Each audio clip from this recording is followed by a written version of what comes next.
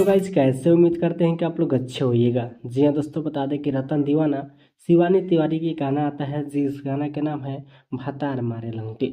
जी हाँ, बहुत ज़्यादा ये गाना अश्लील है दोस्तों। जी हाँ, आप लोग देख सकते हैं थंबनेल, भातार मारे लंगटे। जी हाँ, आप लोग देख सकते हैं यही शिवानी तिवारी है और ये रतन दीवाना है। जी हाँ, आप लोग देख सकते हैं ये गाना प्रेमी म्यूजिक वर्ल्ड कंपनी के माध्यम से रिलीज को किया गया था।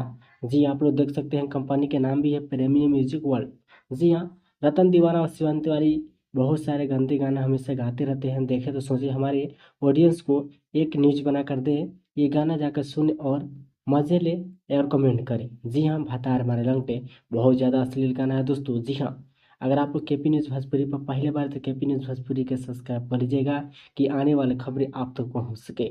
जी हाँ दोस्तों, तो चलिए मिलते हैं नेक्स्ट वीडियो में, तब तक के लिए बाय दोस्तों।